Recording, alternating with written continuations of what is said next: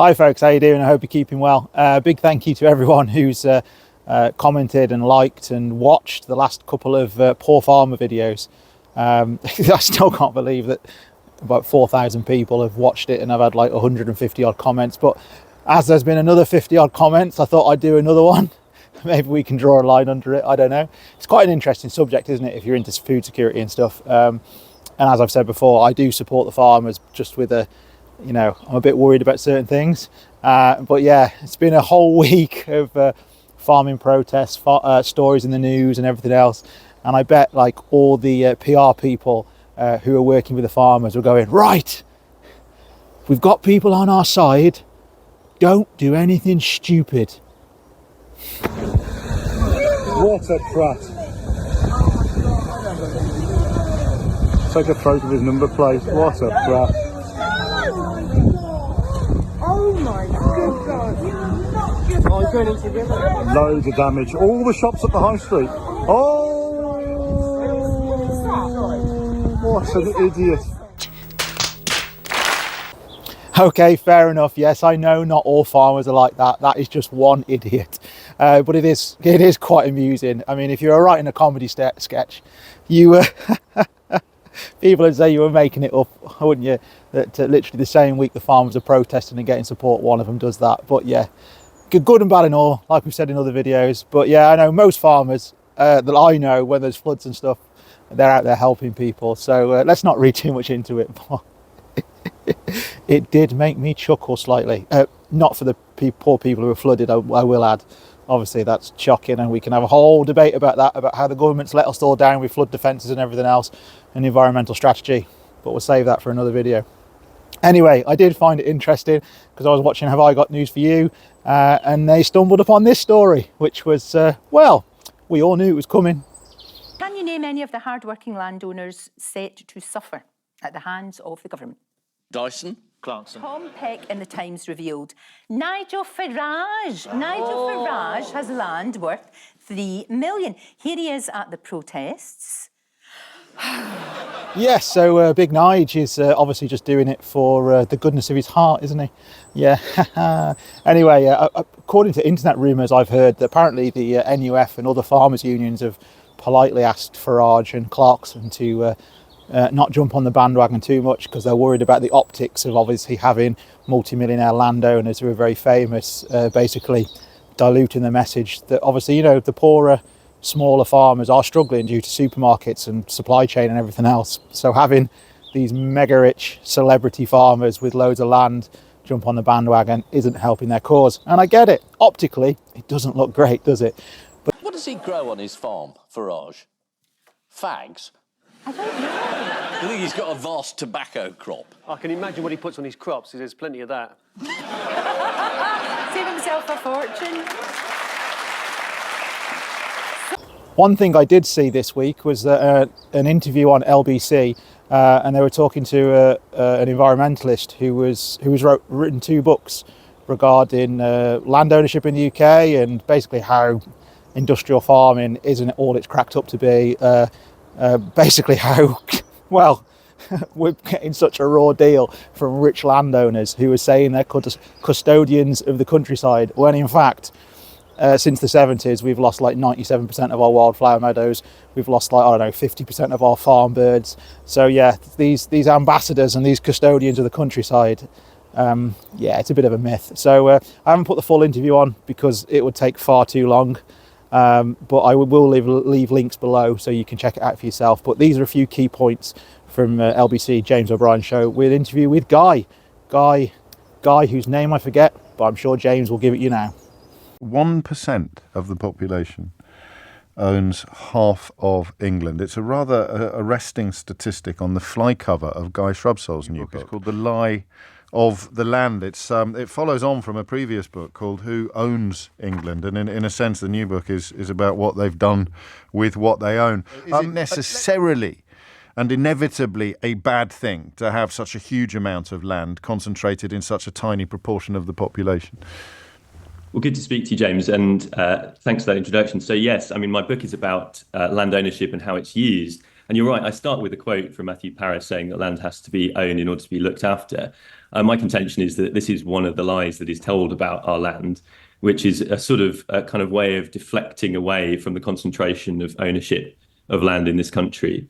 It's basically this narrative that has grown up and has been told to us by groups like the Country Land and Business Association, groups like the National Farmers Union, who we obviously saw protesting yesterday, that farmers and landowners are inevitably the trusted custodians of the countryside. But this is a phrase that was deliberately used and put about as a PR term from the 1970s onwards by successive NFU presidents.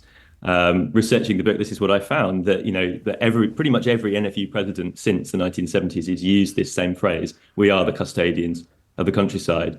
And it was in order to deflect attention away from the concerns, very legitimate concerns of environmentalists and the general public of the impacts of industrialized agriculture, intensive shooting, modern forestry on our wildlife and our habitats. We've lost half of all farmland birds since 1970. That's what the custodians of the countryside have done to nature in this country. Who are the offenders here? Because I don't want every farmer to think, everyone who owns you need to own more land than the average bear to be a farmer, don't you? So what are the most egregious examples of what you're describing? Look, let's start with that statistic she quoted earlier, that less than 1% of the population own half of all England. So, let's dig into this a little bit more. So if you look at the official government figures, this is the DEFRA, Department for Environment figures, the June Agricultural Survey, which is brought out every year, and it's filled in by farmers and landowners themselves, you find that there's about 100,000 farms in England.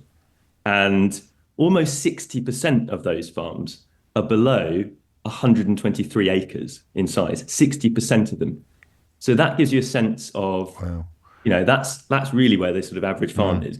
At the other end of the scale, again, looking at these official stats, you can see that half the land in England is controlled by just 25,000 estates and agribusinesses.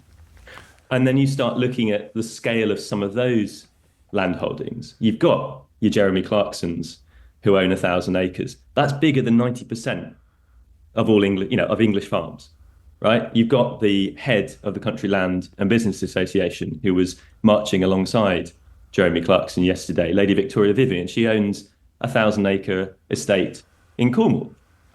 Then you get the really big guys. You've got the dukes, for example. We have dukes in this country still. It's an extraordinary list, isn't it, when you see that, the dukes and the earls, 20 of them I've seen assembled in one place. And these are people who can possibly trace their ownership of this land back to William the Conqueror in some cases. Absolutely. The Duke of Westminster, for example, his family, the Grosvenors, was one of the Norman barons who came over in 1066 and conquered England, but didn't stop him from going on to acquire a huge amount of land gifted to him by William the Conqueror after the conquest. And the Grosvenor family continue to own hundreds of thousands of acres in this country to this very day. And you've got 20 dukes who own 1 million acres of Britain. 1 million acres. And they presumably are going to be the most aggrieved about the new policy, potentially, albeit that a lot of it will be tied up in trust and things, won't it? I noticed that the Duchess of Rutland, I think, wrote in the Telegraph. I thought that was a pub. But no, genuinely, real person, the Duchess of Rutland wrote in the Telegraph how upset she was about the tax changes and how she was going to have to pay more inheritance tax. But look, the aristocracy are past masters at avoiding tax. We invented trust law in this country. Some of the aristocracy were some of the first pioneers of using offshore structures, offshore companies and trusts in the 1970s to try and avoid what were then more progressive rates of taxation than we have today. So this is a long history of the very the landed wealthy trying to avoid paying their fair share of tax. And speaking of the Country Land and Business Association, its members own a third of all the land in England and Wales. That's right. And they have maybe 25,000 members. So, again, you get this sense of how concentrated and unequal land ownership is. But what they are doing with the land that they own. And where's the line between technological advancement and long-term damage, as it were, or long-term danger? A huge amount of the damage that's been done to the countryside has come from the intensification of agriculture in the last in the decade since the Second World War. But some of it goes back a bit further, and you look at some of the noble country traditions that we have in this country. Not many people will be aware that an area the size of Greater London is devoted to shooting grouse in England. And this is what many... Say that again. An area the size of Greater London, this is over 500,000 acres of land, is devoted to shooting red grouse in England. And there's even more of it in the Scottish Highlands, millions more acres devoted to it in the Scottish Highlands. And they burn it. And this is one of our biggest carbon stores. You know, peat bogs, huge stores of carbon, really, really important in the fight against climate change, really important habitats in their own right. But they are literally set fire to each year by their owners in order to maximize the numbers of game birds that they can shoot. So you sort of think these guys have the temerity to say that they're the custodians of the countryside. He's a good farmer. And what is a farmer who we need and value and cherish, and possibly who maybe does deserve a little bit of protection from politicians sometimes. No, absolutely. Look, I live in Devon. My grandparents were lifelong farmers. My mum grew up on the family farm, which was 100 acres, incidentally. You know, there are amazing examples of nature-friendly farmers, the nature-friendly farming network that exists that tries to represent farmers who are doing regenerative farming, who are restoring wildlife on their farms. You know, farmers like James Reedbanks, who has transformed, you know, his farm in the Lake District. Have proper rewards. We have to have a decent system of farm payments in place. That has been reformed since we left, you know, since Brexit. There is a new system of environmental land management payments in place. I think the budget for that actually should be bigger, considerably larger. But I also think it should be something where we are holding all landowners, particularly large landowners, more accountable for how they're spending that money and what they're doing with their land. So yes, folks, I thought there were some really interesting points made there about land ownership. And as I said in my other videos, you know, a lot of farmers talking about, obviously, they're asset rich and they're cash poor and there is no value to the farm. And as I've said, you've got the value. For instance, this is my allotment. I grow food for myself and I, you know, enjoy being outside on this small bit of land, which is about the size of a tennis court. But I'm not allowed to sell anything that comes off this plot. If one year I have a glut of carrots that I could sell for a couple of £100, let's say, I'm not allowed to do it because I rent an allotment. So therefore I can't make any money off this land that I rent. But if this was my own land and I owned it, I could make money from it. But then I'd have to pay tax on that, just like everybody else. So this is what I'm trying to say with people who have got big farms saying there's no value in the land. The value in the land is there for you to make money from. And so if you've got that land, that in itself is its value, because many of us don't. Many of us don't have the land and we would love it. And as I've said, I know this is probably a really ideological way of putting it, but I really hope from all this that some of the rich landowners do have to pay a considerable amount of tax, especially after that interview, finding out that, a quarter of the land is owned by like 1% or something. It's, you know, dukes and lords and earls that are basically own the farmland just so they can burn it and shoot grouse. And here's me renting an allotment. And I love my allotment. I do. I honestly love my allotment. But I so wish this was a farm. I wish it was mine. I wish I could do things, you know, I owned the land so I could do things, sell things and not be, you know, tied to allotment rules. So hopefully this will free up land. And you never know, maybe in 10 years, this will be grow your own life on a farm. Maybe. That's the dream. Anyway, folks. Yeah, so I am kind of hoping to draw a line to all this poor farmers video thing, because it's not really, I like the subject. I think it's great. And if you've got any comments, please, and questions, fire them below. But I'm going to move on very soon, because I think everything that has been said so far has been said.